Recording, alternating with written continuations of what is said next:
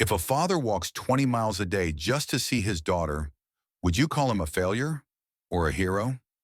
A question that seems simple, yet it might just make you reevaluate an entire society, where the ones who love the most quietly are often the ones most easily forgotten.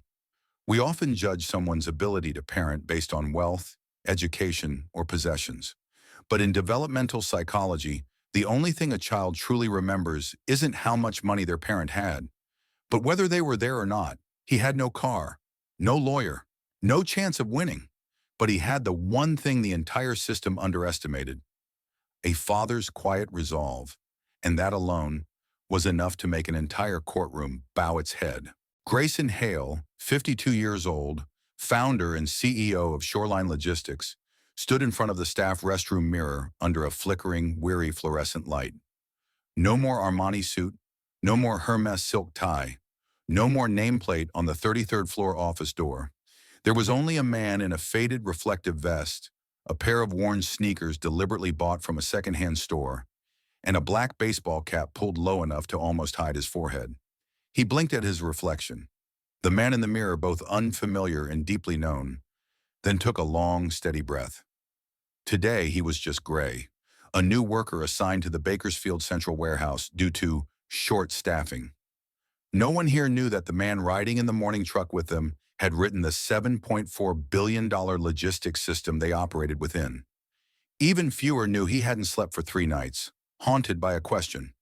If I sit in boardrooms lecturing about human value, but don't even know the names of the people lifting boxes on the last line, am I still worthy of leading? Grayson had started doubting himself after seeing a viral video of a warehouse worker fainting from dehydration. Someone no one at the headquarters could even name. He had held meetings, implemented policies, increased budgets, issued press releases.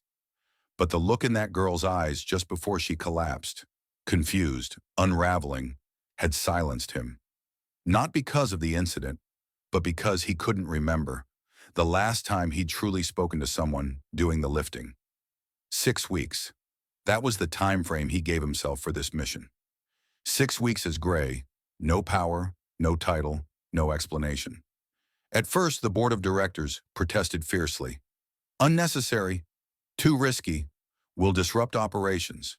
But Grayson said only one thing: I want the truth, and the truth doesn't show up in reports. The first morning at the warehouse was a storm. The smell of grease, the beeping of forklifts, the endless chirp of barcode scans. There was no room for hesitation. Ed Ramirez, the warehouse supervisor, shook Grayson's hand with enough pressure to send a buzz up his arm. We don't carry dead weight here. You ready? Ready, Grayson nodded. He knew he was stepping into a different world, one where stable performance reports couldn't possibly capture the pulse of every morning. He was assigned to the receiving team with Trevor Bailey, a 30-year-old with a fast mouth and high energy. But Grayson didn't focus on Trevor at first. His eyes were drawn to a man stacking boxes in Section 4C, movements precise, without a single wasted motion. Who's that guy? Grayson asked quietly. Oh, that's Malik Turner, Trevor replied while sticking a label on a pallet. He's kind of different. Doesn't talk much. Works like a machine. No lunch breaks. Never takes a day off. I heard he used to be military, but nobody's sure. All we know is he's not like the rest of us. Grayson watched Malik from a distance. Medium height, broad shoulders, calm in his gestures. But what kept Grayson's gaze fixed wasn't his form. It was his eyes. Not sad, not fearful, not blindly optimistic either. Just quiet. A calmness that somehow cut through the chaos. As Malik turned and lifted a heavy box, Grayson noticed a detail that made his chest tighten. The shoes Malik wore. They weren't just old. They were falling apart. The soles peeled at the sides, threads frayed, the outer leather scraped so thin the fabric lining was exposed. These shoes didn't belong in any store. They belonged to miles that no one counted. All shift long, Grayson couldn't shake those shoes from his mind, not just because of their condition, but because of the strange contradiction. A man so silent, so meticulous in his work, standing tall in posture, wearing shoes that had clearly seen far more than they should have. When the lunch bell rang, Trevor patted Grayson's shoulder. Aren't you hungry? Grayson nodded. What about Malik? Him? Never eats lunch. Probably saving money. Who knows, though? He doesn't talk to anyone. Won't even touch the donuts we bring in. Some say he's arrogant, but I think he's just carrying something heavier than these pallets. Grayson stood at a distance, quietly observing as the team cleared the work area. Malik stayed behind, still bent over, stacking pallets. No phone, no earbuds, no complaints, just steady footsteps. That same composed look, and those silent shoes. In that moment, Grayson knew, if he truly wanted to understand the company he ran, if he wanted to rediscover the heart buried beneath all the emails and KPIs, he needed to follow the man in the broken shoes, and he needed to follow him far. The shift ended in a silence unique to industrial afternoons. No cheers, no goodbyes, only the faint hiss of forklifts fading in the distance and the lingering smell of burnt rubber floating on the late-day wind. Grayson Hale stood behind the frosted glass window near the clockout area, pretending to fumble with his safety harness while his eyes remained fixed on one figure. Malik Turner, the man with the quiet eyes from the day before, emerged from Section 4C, adjusted the frayed strap of his backpack, and turned to walk away from the parking lot. No glances, no waiting for anyone. He didn't look like a man finishing a shift, but like a man beginning a journey. Grayson rushed out of the warehouse, climbed into the beat-up sedan he had deliberately chosen to avoid attention, and drove in the direction Malik had gone. Through the rearview mirror, he saw the man's back, upright, steady, unwavering, moving through the intersection between the container lane and the empty lot. No one paid Malik any mind. No one wondered why he didn't have a car. In a place where everyone is busy heading home, silence can hide an entire world. Malik turned onto a road behind the maintenance yard. No sidewalks, no streetlights, no rows of trees. Just faded paint lines and a jagged road running between two industrial fences. Grayson kept a distance, turned off his headlights, and slowed his breathing. He didn't know exactly what he was doing, but instinct told him that what lay ahead was a story no report had ever captured. Malik didn't slow down. He walked on, past Warehouse 5, where the wind caught old packaging paper and slapped it against his reflective vest, then continued down the route leading toward the city's outer edge. Where only trucks and rusted signs remain, the road narrowed, no sidewalk. At times, he had to walk inches from the fence to avoid container trucks. At other times, he passed a gas station long closed for the day. In some stretches, the sodium lights cast just enough of a glow to make out a silhouette trying not to dissolve into the darkness. Grayson never looked away. The odometer ticked. 2 miles. 3. 6. Malik kept walking. The broken shoes clung to the asphalt with sheer will. The route was far from gentle. Some stretches had no shoulder, forcing him into the street. Others were slick with loose dirt. And Malik had no water, no earbuds, no phone. Only one thing: purpose. At 9.7 miles, Grayson tightened his grip on the steering wheel as he watched Malik turn into an old residential area. Rows of 2-story apartments with corrugated roofs, cracked concrete steps, and mailboxes taped shut. Malik climbed the steps to Unit 5C, unlocked the door with a key, and vanished into the darkness. Grayson parked a short distance away, exhaling hard like he'd just run the stretch himself. He couldn't believe it, couldn't fathom it. The hardest working man in the warehouse walked nearly 10 miles home, every day, not by choice, but by necessity. A question struck him like a voice from far away. Why hasn't he told anyone? The next morning, Grayson arrived at the warehouse earlier than usual. He stood near the front desk before the shift, pretending to check the assignment board. 6:43 a.m. The air was still cold, condensation clinging to the concrete floor. And then, right on time, Malik Turner appeared in the distance, emerging from the very road Grayson had followed the night before. A backpack on one shoulder, a small plastic bag in hand, holding a thin lunchbox. Same posture, no dragging, no fatigue. Same shoes, except one of the rips had been stitched with white thread, each stitch neat and deliberate, as if someone were trying to preserve something sacred. Grayson stepped forward. "Good morning." Malik nodded. "Hey, Gray." Grayson smiled, feigning a sigh. I've been thinking about morning exercise. Maybe I should try walking to work like you. Malik looked at him, briefly surprised, then quickly returned to his calm demeanor. Good idea, but you might want to choose a different route. This one's for people with a reason. What do you mean? There are roads. You only take when there's no other choice. The words stopped Grayson cold. There was no bitterness in them, no sarcasm, just a simple truth, spoken by a man who accepted his reality as part of his rhythm. Not asking for pity, not waiting to be rescued. Grayson walked away from that exchange feeling smaller. That evening, back in his penthouse apartment, he turned on the dim bedside lamp, opened a desk drawer, and pulled out an old photo, his father, David Hale, standing in front of a shipyard in 1983. Wrinkled shirt, cloth cap, and a pair of shoes worn down to the heel. He remembered the morning his mother left, and David said to him, Grayson was only 8 at the time, "Son, I have to go to work. I'll be back when the sun sets.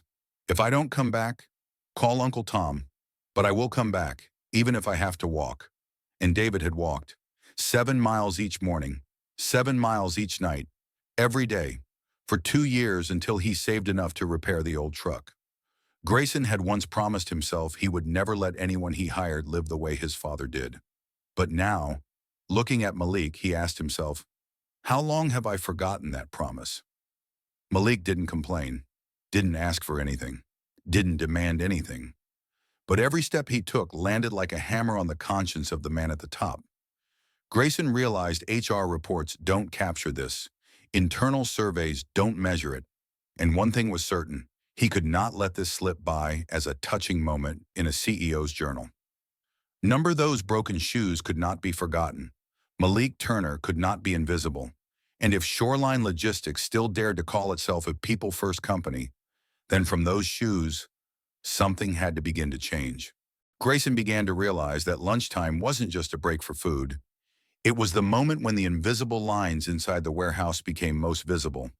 The moment when the divide between those who belonged and those pushed to the margins revealed itself most clearly. Every day at exactly 11:45 a.m., the lunch whistle sounded, not loud but sharp enough to make dozens of people stop working almost in unison. Groups of workers would spill out like a river breaching a dam, followed by the sound of soda cans popping open, the rustle of paper bags, and the scent of food rising from the microwave in the corner of the break room. Everyone had a familiar group, a regular table, a designated spot in this miniature social hierarchy. But there was always one man who belonged to no circle, Malik Turner. Grayson had been observing him since the first day, and by now he knew Malik's lunch routine by heart. Malik always sat near the tool cabinet next to the emergency exit. No one sat with him. No one openly shunned him either, because Malik wasn't visible enough to attract public ridicule. He would take out a small plastic bag, unwrap an old Tupperware container wrapped in doubled-up napkins. Inside always was a single peanut butter sandwich.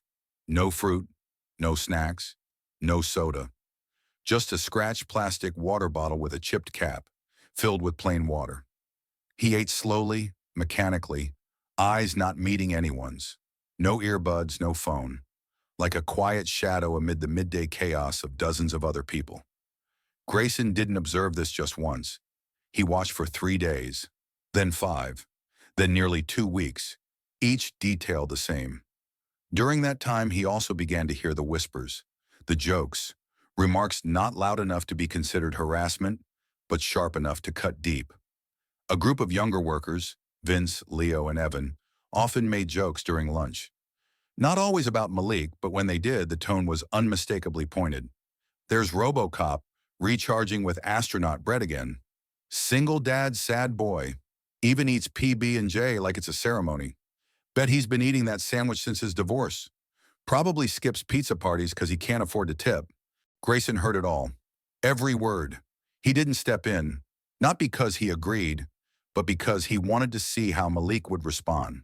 But Malik never lifted his head, never flinched, never left the room, never gave a tight-lipped smile. He simply continued chewing his dry sandwich, folded the napkin, packed the container back into the plastic bag, stood up to wash his hands, and returned to work 10 minutes early. Silence. Not the kind that comes from resignation, but the kind learned by someone who no longer lets noise into their mind when it doesn't deserve to be there.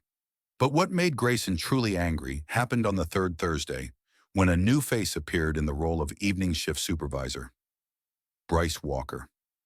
Bryce was the kind of man with a thin-lipped smile, always smirking like he was in on a joke, only he found funny.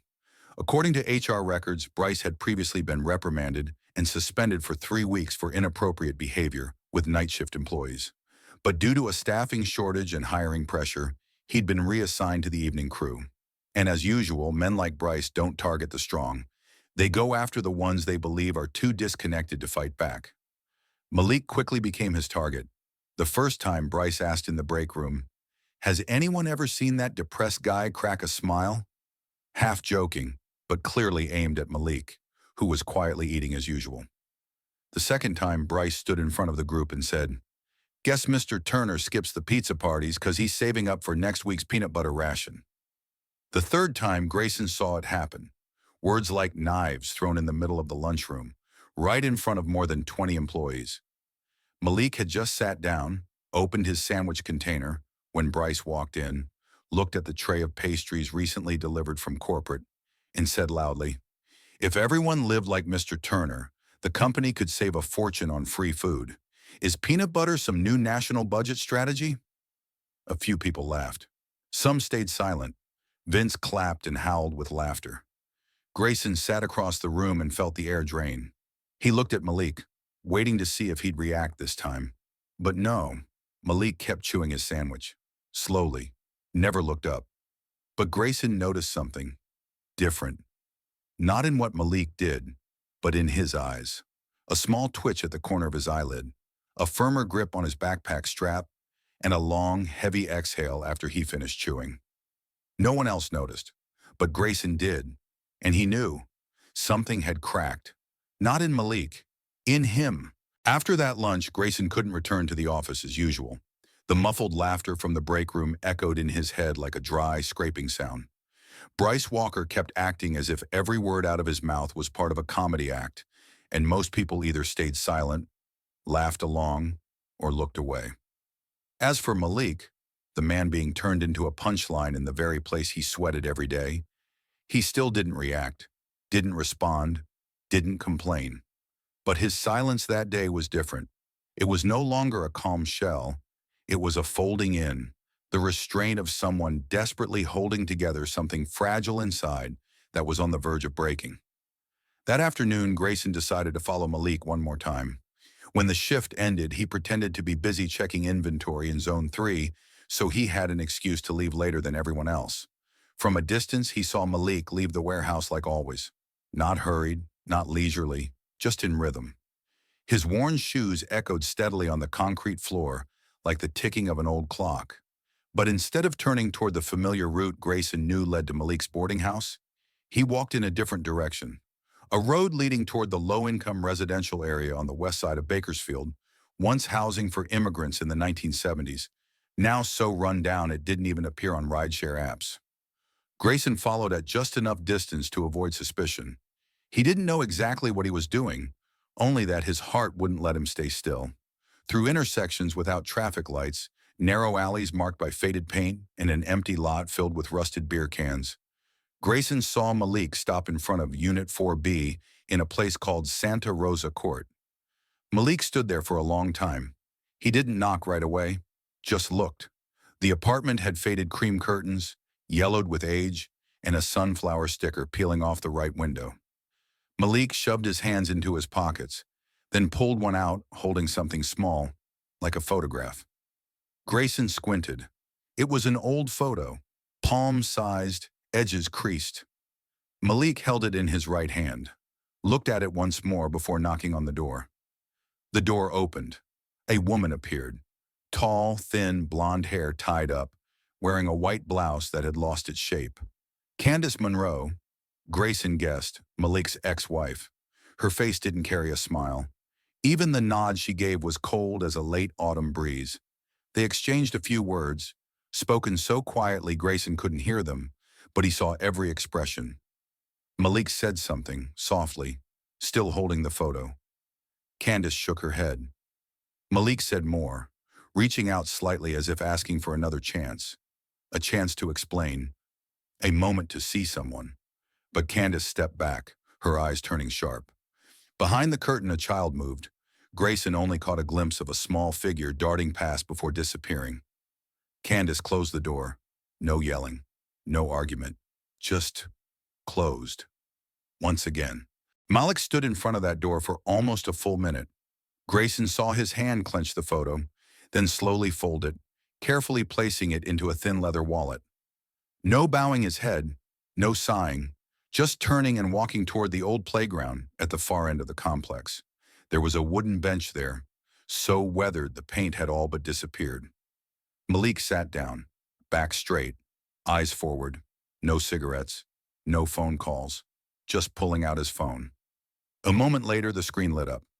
Grayson saw the image of a little girl appear. Light skin, curly hair tied in puffs on both sides, big round dark eyes. She smiled brightly. "Daddy!"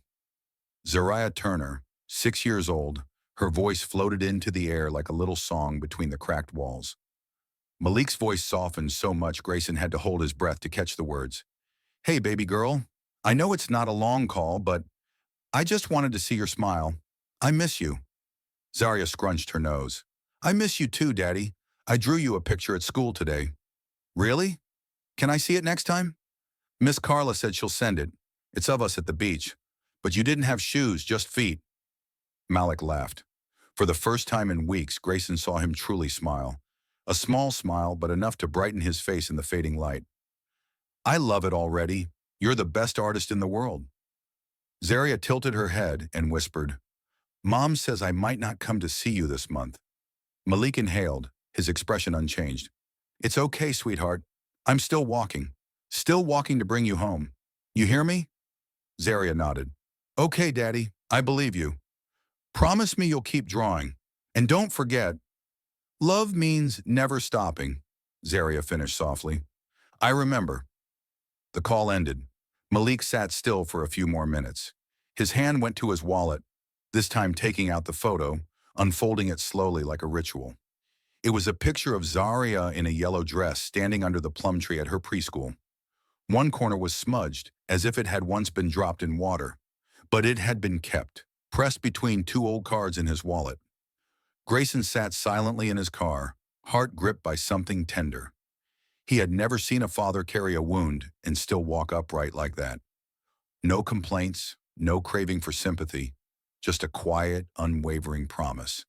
To keep walking, even if only to prove he deserved to be called Dad. That night back home, Grayson opened the drawer and took out an old photo of his own father. David Hale, the man who had once walked more than 7 miles a day to the shipyard when Grayson was a boy, had also carried a photo in his wallet. It was of Grayson at age 3, in a tiny mechanic's outfit, grinning next to a bike with a flat tire. His mother had left when he was 8, and his father had never said a bad word about her, just quietly went to work, keeping that photo like part of his spine. That day, Grayson finally understood that what he used to think of as old-fashioned was actually the very thing that kept a father from falling apart when the whole world said he wasn't good enough. Grayson Hale wasn't used to knocking on strangers' doors, nor was he used to sitting on a concrete stair next to an out-of-service vending machine, staring at the door of Unit 4B and wondering why a man like Malik Turner could be denied the right to be a father, just because he didn't own a car. But that's exactly what he did on a blazing hot Sunday afternoon. The door of the apartment next to Malik's creaked open, a soft sound, and Mrs. Dolores White appeared. Silver hair, cane in one hand, straw slippers on her feet. She was the kind of neighbor everyone assumed knew everything, though few actually asked. Grayson stood, greeted her politely, and surprisingly, she invited him in. No probing needed. Just a simple question, gently asked, "You live near Malik, don't you? Is he doing okay?" Dolores took a sip of chamomile tea and sighed. "He's the kindest soul I've met in this place. Rain or shine, Malik always nods and greets me before heading to work. And he walks, not drives, every day. I counted, 10 miles each way, and not a single complaint." Grayson nodded silently, like a student receiving his first real lesson. Dolores looked at him, eyes scanning every line on his face, then whispered, "He's trying to regain visitation rights for his daughter. But life's never that simple." She told him. Malik and Candace separated when Zaria was only 3. For the first 2 years, he still had weekend visits, until Candace began filing motions. She claimed he was unfit. No car, no spacious home, no stable plan for the future. They appeared in court 3 times, and all 3 times Malik walked to the hearings carrying 3 things: his employee logbook, rent receipts paid on time, and the photo of Zaria in his wallet. And Candace, daughter of Raymond Monroe, the owner of a high-end restaurant chain across Southern California. She came with a private lawyer from Kane and Delmar, the same firm that once represented billionaires in land disputes in Rancho Palos Verdes. She hired a private investigator to photograph Malik walking home late and submitted the photos as evidence that he lived in conditions unsafe for a child. No one asked why he walked. No one asked why he still paid rent on time even though his wages hadn't increased. No one asked why Zaria kept drawing her father every day, even if she only saw him through a screen. The other side's attorney simply stated, "Mr. Turner lacks transportation, doesn't own a private residence, has no family insurance. Therefore, he does not meet the standard for custody." Standard, Grayson repeated the word, as if it had just landed like a punch to his gut. Dolores nodded. The court said he needed to prove stable income, a 2-bedroom home, and appropriate living conditions for a growing child. She lowered her voice. "But tell me, how's a man working 60 hours a week with no one backing him supposed to meet those standards?" Grayson's stomach twisted. He thought of his early days, when his company was just a rented warehouse. If this system had judged him in 1984, he wouldn't have met the standard either. Back home, Grayson opened his laptop. He typed Kane and Delmar, and the list of clients that popped up made him frown. Names he once referenced for competitive analysis now showed up in the quiet battle of a father left behind. Malik had no lawyer, no funds for legal rebuttals, no one providing legal aid, just a pen, a few printed documents, and a promise to his 6-year-old daughter. The next day, Grayson returned to the warehouse. Malik was the same as always, work shirt clean, walking upright, never complaining. But this time, when Grayson saw him pull out the photo of Zaria to gently wipe off a smudge of ink, he felt a lump in his throat. It wasn't just a habitual gesture. It was the act of a man holding tight to the role of fatherhood in a world that kept placing conditions on love. He remembered what Dolores said. I asked him why he didn't hire a lawyer. He just smiled. "Mrs. Dolores, I can't afford a lawyer, but I've got a heart big enough that my daughter never has to choose who loves her more." And that's when Grayson Hale, CEO, billionaire, a man who thought he understood how the system worked, realized he'd been standing on tilted ground his entire life without ever noticing. He had once declared, "Everyone gets the same chance." But today he saw with his own eyes. Those without money are forced to prove things the wealthy are never questioned about. Grayson Hale stepped through the county courthouse doors like a shadow. No tie, no name badge, no recognition. Just a quiet, middle-aged man in a baseball cap, carrying a notebook and a heart that had begun to doubt the very system he once revered. Today was the first custody hearing between Malik Turner and Candace Monroe. Grayson hadn't been invited. No one there knew who he was, but he needed to see, for himself, what Dolores White, the silver-haired neighbor, had described: a father fighting in silence. The courtroom was smaller than he'd imagined. Wooden walls, worn bench cushions, none of the grand chandeliers or executive boardroom polish he was used to. But in that simple space, one thing was clear.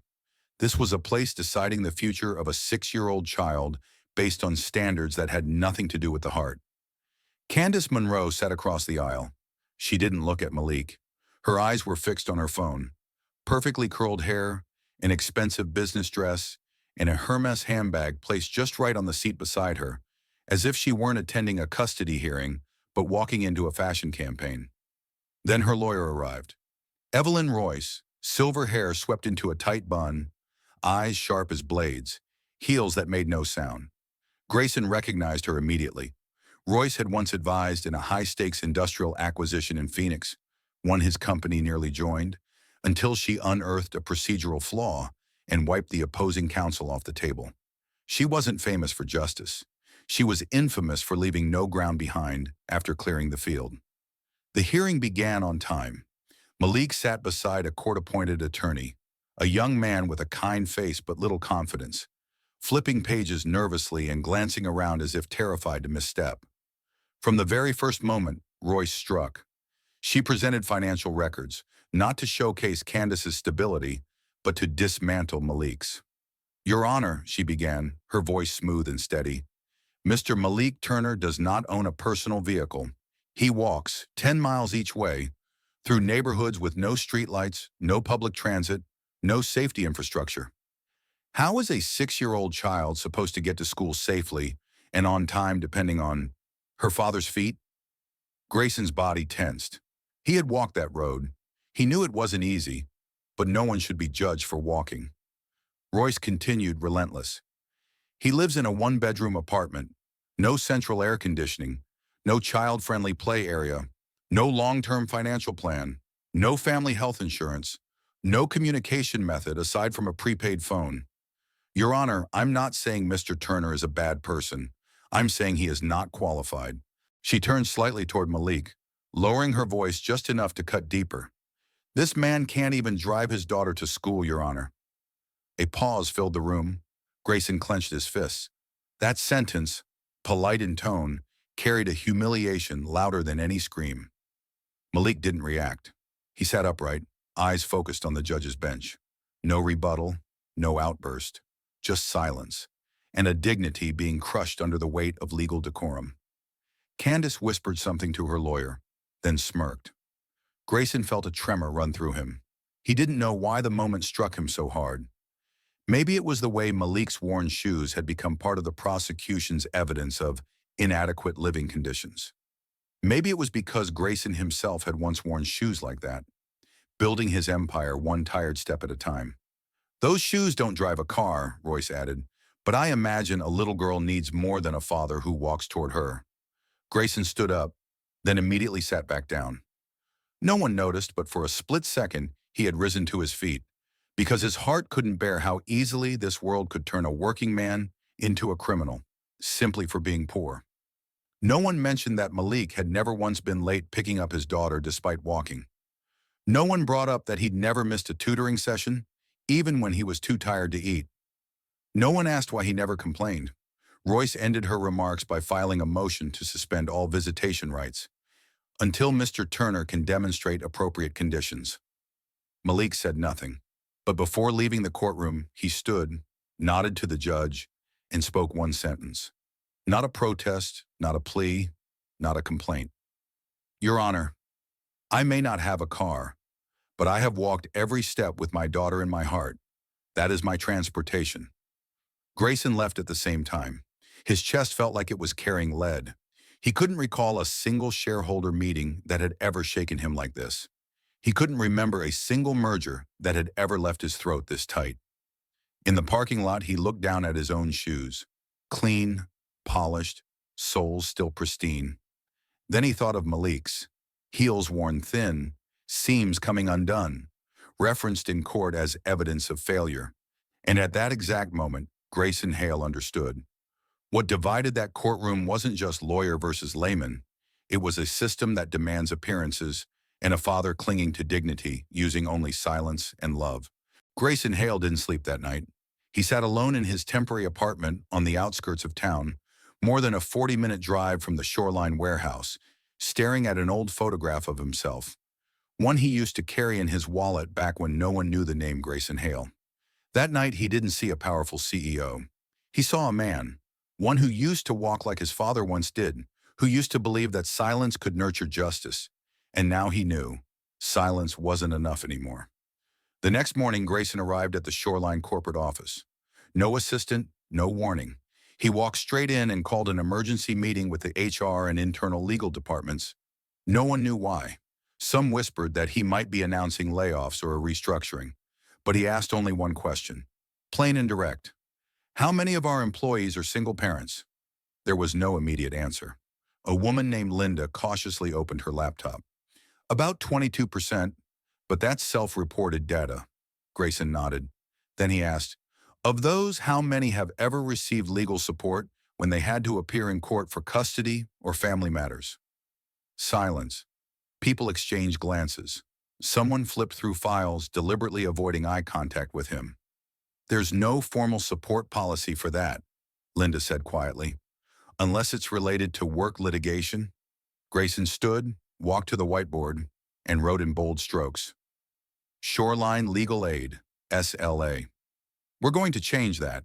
Within the next 14 days, I want an official legal assistance program in place for any employee navigating custody battles, defending their families, or facing discrimination due to personal circumstances. He looked around the room. We cannot produce value in a warehouse if the dignity of our workers isn't packaged with every shipment we send out. No one asked why. They just took notes, in silence. And then Grayson left.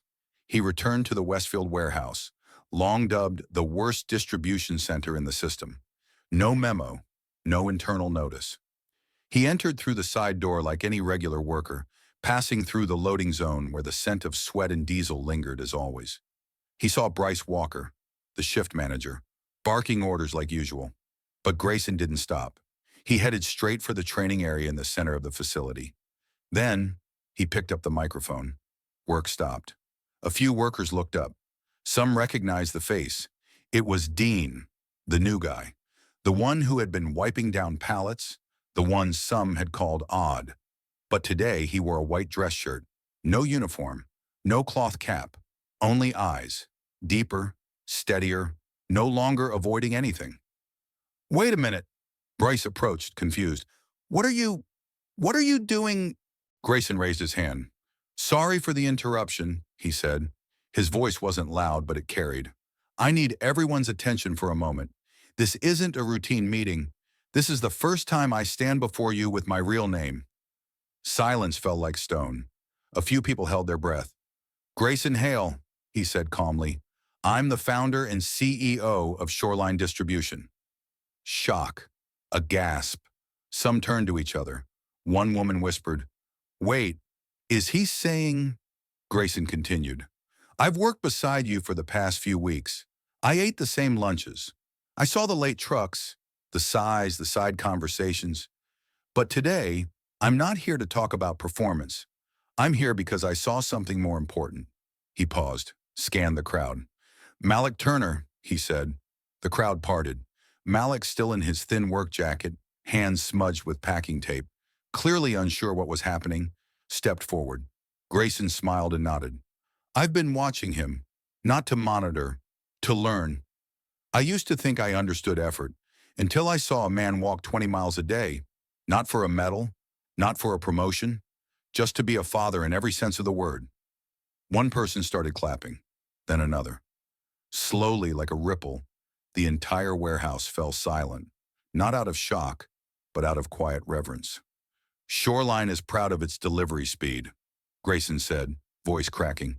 But today, I'm proud that we have a man like Malik, who has never been late for his daughter, even if it meant giving up sleep and wearing shoes worn to the bone. All eyes shifted down to Malik's feet, and it was true. His shoes were so worn the soles were nearly gone. Grayson raised his chin. I've seen the best of Shoreline, and he walks 20 miles a day without asking for praise. No one clapped immediately. No one wanted to break the moment. A woman wept quietly. A man removed his cap.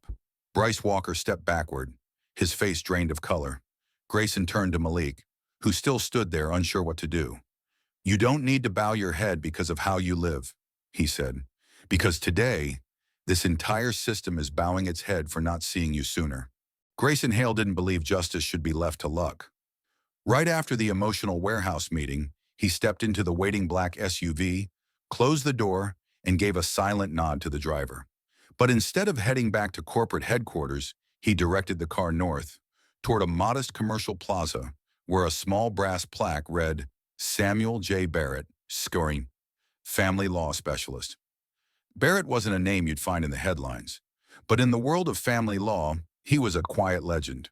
Not for the number of cases he'd won, but for the kind of people he chose to represent, those with nothing but truth and hope. He didn't advertise. He didn't chase press. He'd once turned down a celebrity client because he refused to let a courtroom become a stage. But when Grayson Hale knocked on his door, not with a CEO's business card, but with a story, Samuel nodded after just 5 minutes. "All right," he said, voice low and steady, like a man who'd heard too much pain in his life. "We'll protect this man like he's family." The plan was set into motion immediately. Malik was called to the corporate office and for the first time stepped into one of the executive conference rooms, spaces once reserved only for directors and VPs. He entered nervously, assuming he was in trouble. But when he saw Grayson sitting beside a stranger with kind eyes and heard the words, "This is your lawyer," provided by Shoreline, Malik froze. I, I can't pay for him," he whispered. Samuel Barrett smiled. "You don't have to. I don't represent you with an invoice. I represent you with faith." Grayson looked at Malik. "Justice isn't sold in courtrooms. It's built by people. And today, we start building." The campaign began swiftly. First came witness statements.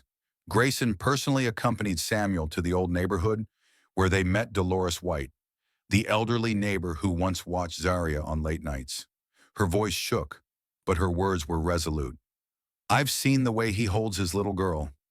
So gently, like he's afraid she'll vanish." Not every father hugs like that. Mr. Barrett next were co-workers from the warehouse. People who had once doubted Malik, but now spoke of his tireless ethic. One of them, Thomas, walked into the meeting room quietly and placed a crumpled drawing in front of Samuel. "My niece goes to school with Zaria. She said other kids called her a liar when she said her dad's a superhero. She drew this. Thought, maybe it'd help." It was a child's drawing. Two figures holding hands, one big, one small. At the top, crooked handwriting read, "Me and Daddy, always." Samuel held the picture gently, as if it were more precious than any asset report or legal file. Grayson didn't stop there. He hired an independent child psychologist, Dr. Caroline Imung, to perform a court-approved evaluation of Malik and Zaria's relationship. The interview was held at a neutral family center, recorded with court consent and Candace's agreement.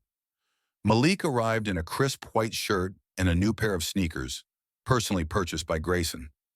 In the observation room behind the one-way mirror, Grayson and Samuel watched as Zaria ran into the room and threw her arms around Malik, like a balloon finally allowed to fill with air after days inside a glass box.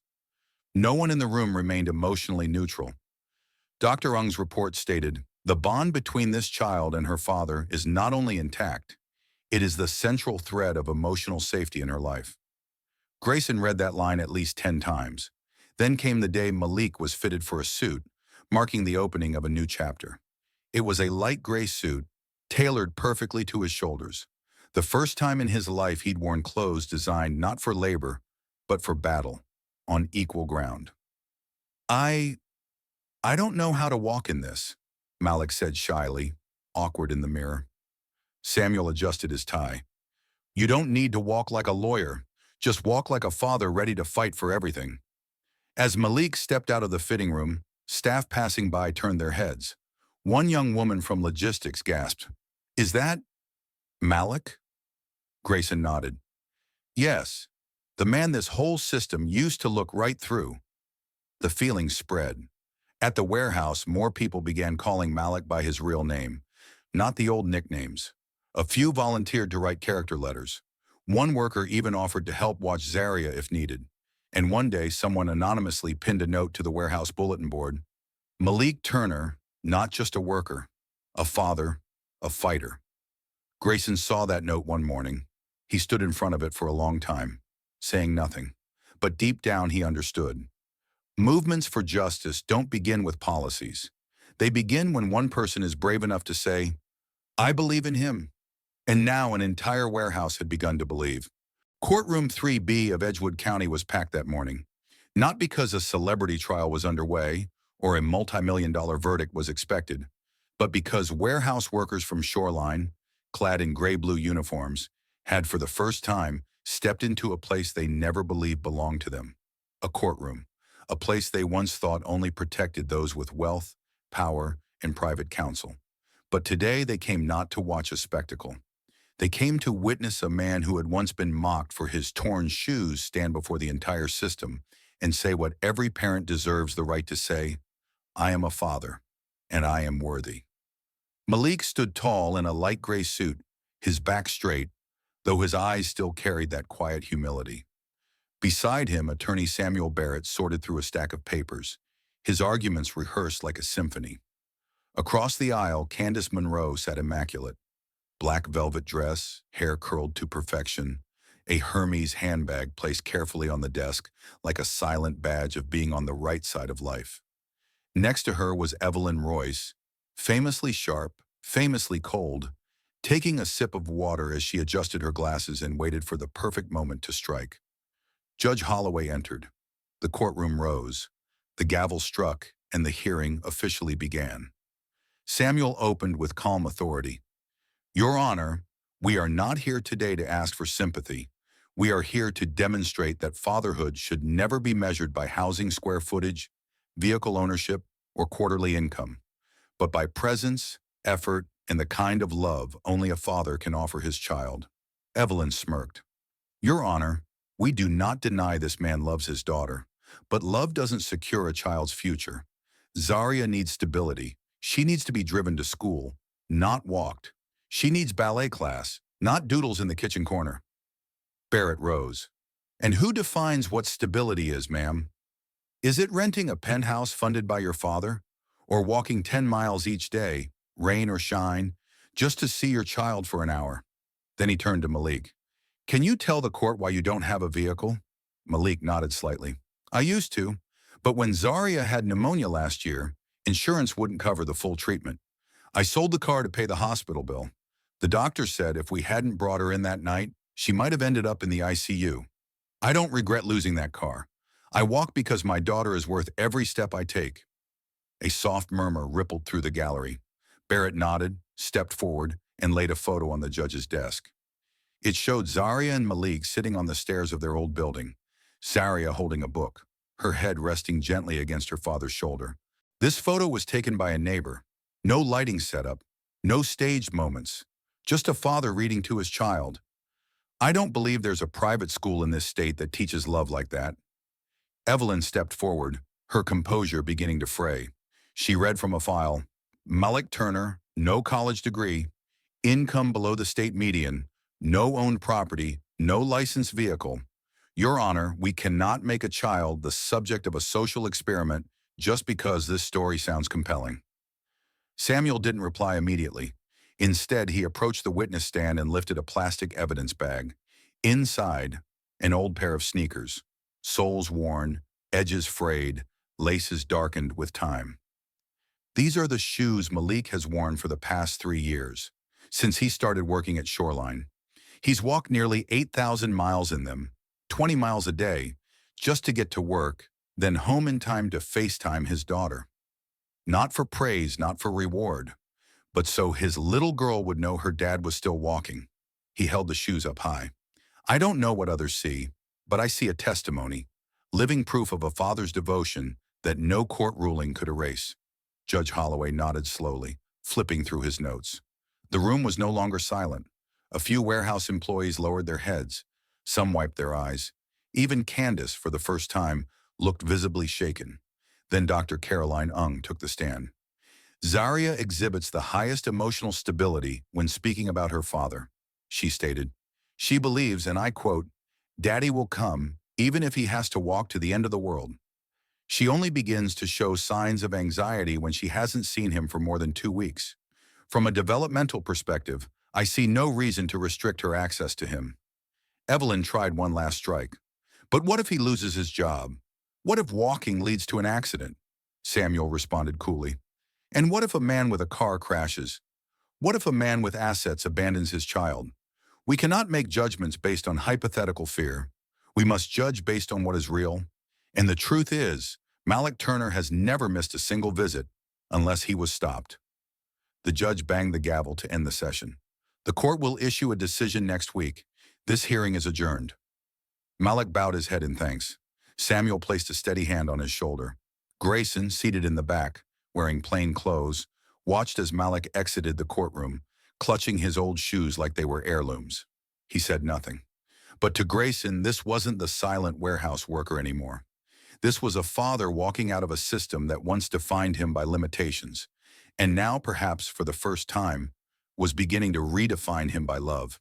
That morning, courtroom 3B didn't feel like it had on any other day. Sunlight poured through the tall windows, casting a soft glow across the light brown wooden floors. The air seemed clearer, as if the whole space had been rinsed of old shadows. Malik arrived early, dressed in his now familiar gray suit, standing silently by the hallway window. He didn't move much. He didn't smile. He wasn't nervous. He simply stared at the light reflecting on the floor, as if counting every ray of hope breaking through into a place that had once been nothing but darkness for people like him. Grayson arrived early too, but not as a CEO. He sat in the back row of the courtroom. No assistant, no phone, no markers of status. Just a man who had seen the truth with his own eyes and now waited to see if the system would have the courage to acknowledge it. Candace came in later than usual. For the first time, her face was bare. No makeup, no carefully applied confidence. She walked quickly, not meeting anyone's eyes, clutching a closed leather bag. She didn't enter like a woman expecting to win, but like someone trying to preserve the last piece of her dignity.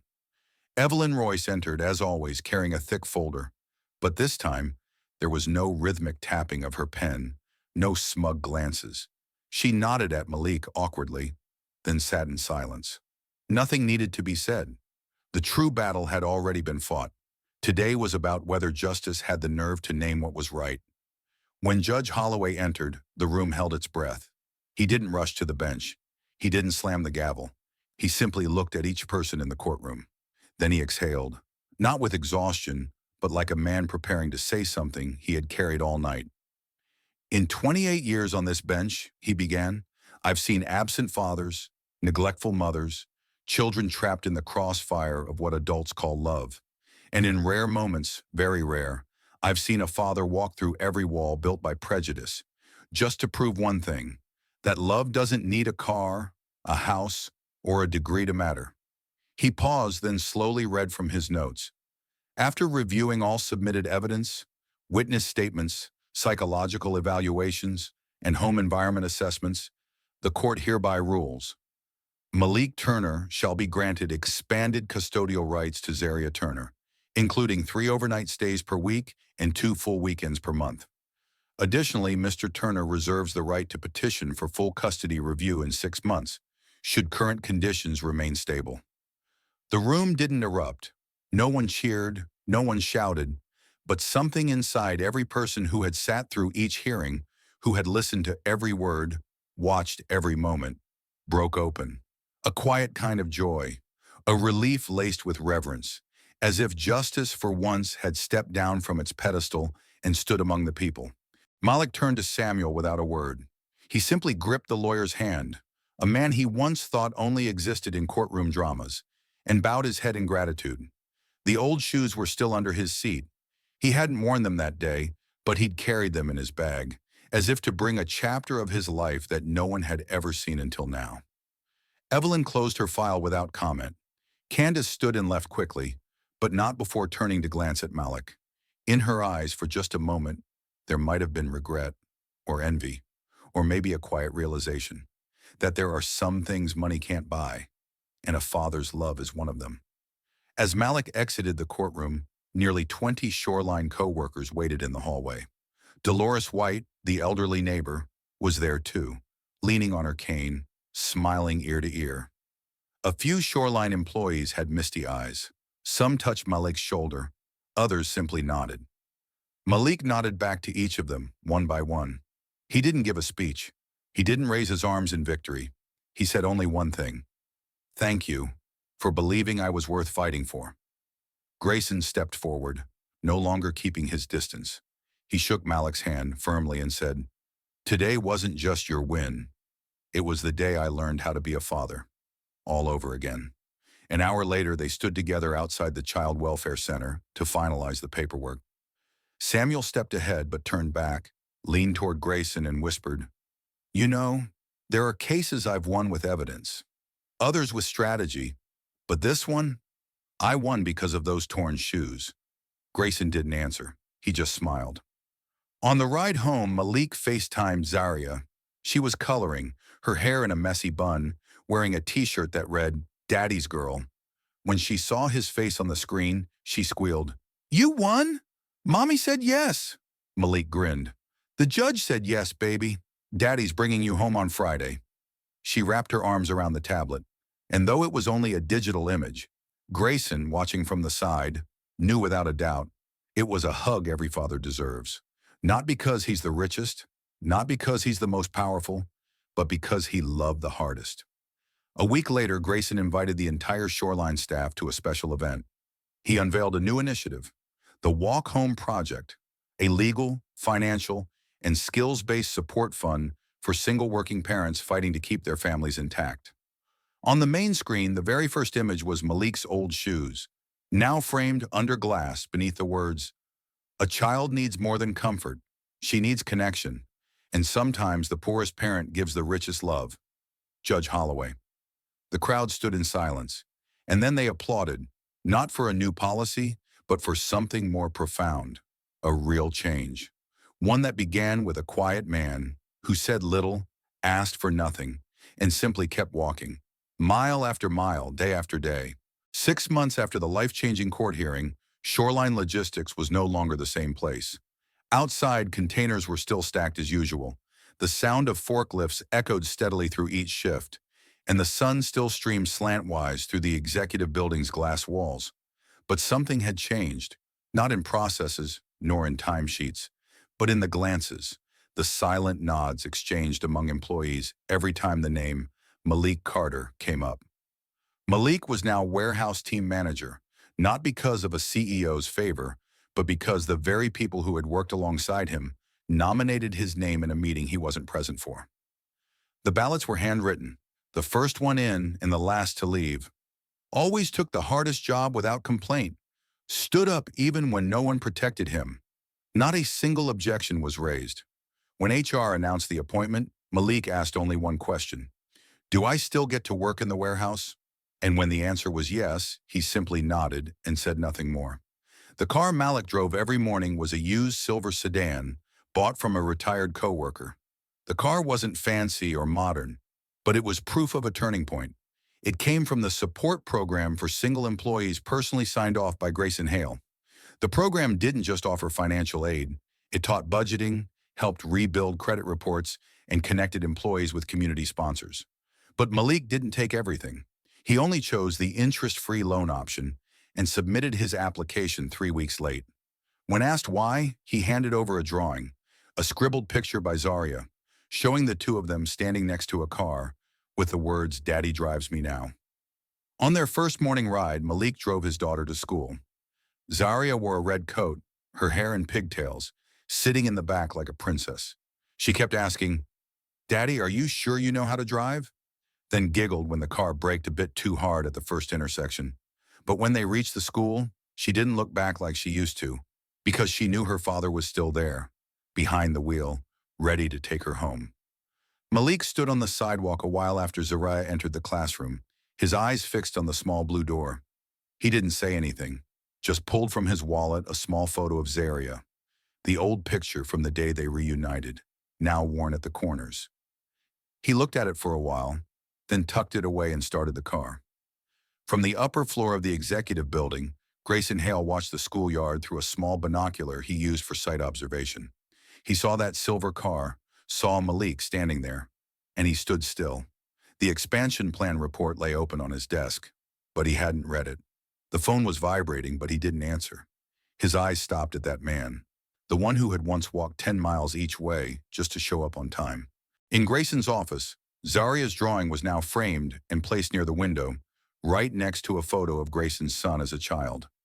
No one in the company knew that, except Dolores White, who had quietly left a box of pecan bars on his desk with a handwritten note. "Thank you for seeing what no one else did." The warehouse archives at Shoreline had changed too. A new bulletin board was put up titled, "Worker of Honor, Inspirational Employee." It didn't measure KPI scores, didn't praise the volume of goods processed. It honored humanity. Malik was the first to be featured. A photo of him dressed as an astronaut next to Zaria on Halloween was placed at the center. Below the photo, the caption read, "Some people walk the extra mile. He walked 20. Malik remained a man of few words, but when HR asked him to say a few things at a welcome meeting for new employees, he stood, hands in his coat pockets, eyes slightly lowered, and said, "I'm not special. I just believe if you walk the right direction, no matter how far, it's worth it." The room went silent for a few seconds, then erupted into applause, not for rhetoric, but for sincerity. Grayson began leaving the office earlier than before, not because of meetings, but to linger in the parking lot, where he'd often catch sight of Malik walking with Zaria to their car or teaching her how to fasten a seatbelt. One rainy day, he saw little Zaria wearing a red scarf, holding her raincoat above her father's head and shouting, "Daddy can't get wet. You have to drive me." Grayson smiled, then turned away, gripping his now cold coffee cup. One afternoon, Zaria fell asleep in the back seat. Malik didn't wake her, just sat quietly, turned off the engine, took the photo from his wallet, and gazed at his daughter. He whispered softly, "We made it, baby. We really did." Grayson happened to walk by, paused for a few seconds, didn't tap the window, didn't call his name. He just stood there, then slowly turned away, with tears in his eyes. The next day, Malik found a handwritten letter on his desk. No signature. It read, "Not everyone with a title creates change, but those who walk far enough for the ones they love, do." At the bottom was a new employee badge, with the title Malik Carter, Warehouse Supervisor. No ceremony, no name announcement over the PA. Just a quiet, timely, and well-earned recognition. Zaria was now an honor roll first grader. She had learned how to tie her own shoelaces, how to FaceTime Mr. Grayson to show off her drawings, and how to make hot chocolate just like the big office. Malik now had more friends. Those who once called him RoboCop or coward now came to him for advice on being a dad, on saving money, on how to stay grounded when everything seems to fall apart. And Shoreline, once a logistics company, had become a symbol, not for its scale, but for its culture. A place where a father who walked 10 miles every day became a role model with no degree, no speeches, no spotlight, but who shook the very foundation of how an organization treats its people. And in a quiet corner of the wall near the break room, there was a quote from one of Malik's rare speeches, now engraved, "It's not about how short or long the road is, it's whether it's worth walking." Because some roads, no matter how tiring or long, are actually the fastest way to get home. There were no more harsh fluorescent lights in the warehouse, no more roaring forklifts or Bryce Walker's shouting echoing from the mezzanine. No more scenes of Malik quietly walking to the gate, sweat soaking his back, a worn canvas bag on his shoulder. Today, everything was different. No introduction was needed. Everyone at the small gathering in the backyard of Shoreline Logistics headquarters knew exactly why they were here.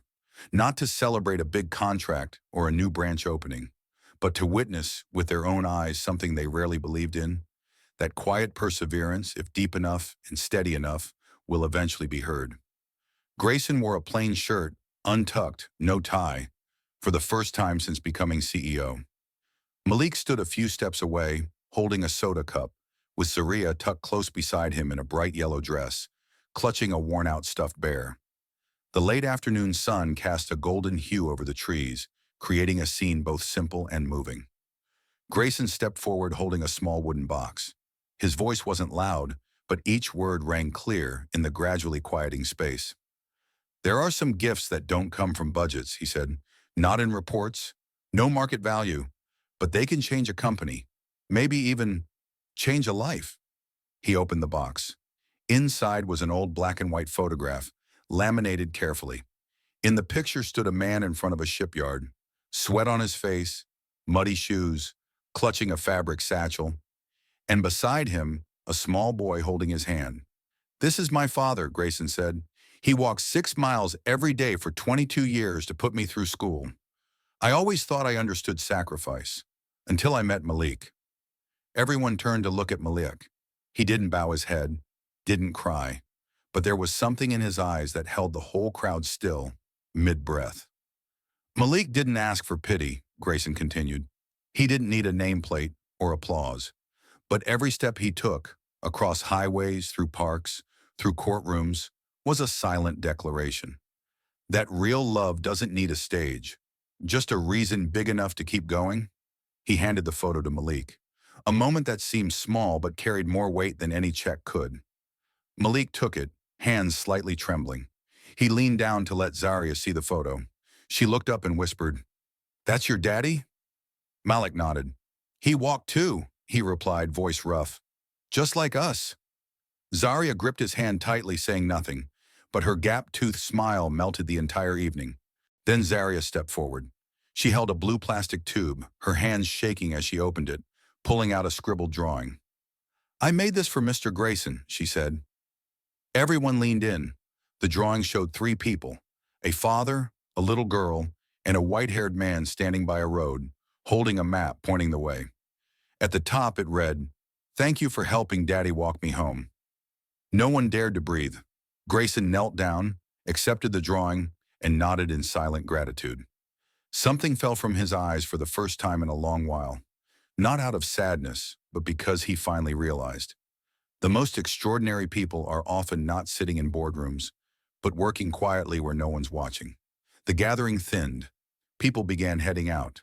Only Grayson and Malik remained, sitting on the bench outside as the sky darkened. "Do you still keep that photo of Zaria in your wallet?" Grayson asked. Malik nodded. "Every day." Then he opened his wallet, handed it to Grayson. The old photo, its edges worn, showed 4-year-old Zaria in a t-shirt, hair in two buns, flashing a peace sign. "This is why I never gave up," Malik said. "Not because I wanted to win, because I wanted this girl to know. Even when no one believes in you, your father will walk every step." Grayson was silent for a long time. Then he pulled from his pocket a handwritten note. Zaria's wobbly script, taped with heart-shaped stickers. "My dad taught me that love means walking, even when no one sees you." He handed it back to Malik. "This little girl," he said, "taught me a lesson no one else ever has." Malik smiled, this time fully. In the final scene the next morning, Malik zipped Zaria's coat, helped her with her backpack, opened the car door. She kissed him goodbye, then ran into school, turning back to wave. On the classroom wall, a new photo was pinned. Zaria and Daddy's first ride to school. And in the meeting room upstairs, Grayson watched through the glass, smiling. Because at last, after all those quiet footsteps, a father had walked far enough to be called home. And maybe what moved us most in this story wasn't that Grayson was a CEO, or that Malik became a manager, or even that Zaria's essay won first prize. It was something quieter, that somewhere on some forgotten sidewalk, a father kept walking, with shoes no one praised, with love no one rewarded, until one day someone saw him. So now ask yourself, who's been walking beside you without ever asking for credit? Is it your dad, a neighbor, a janitor at your workplace? Or maybe someone you haven't even noticed yet? Because in this world, the loudest aren't always the bravest, and the people we ignore might be carrying everything. If this story made you feel something, anger, hope, gratitude, anything, don't let it end here.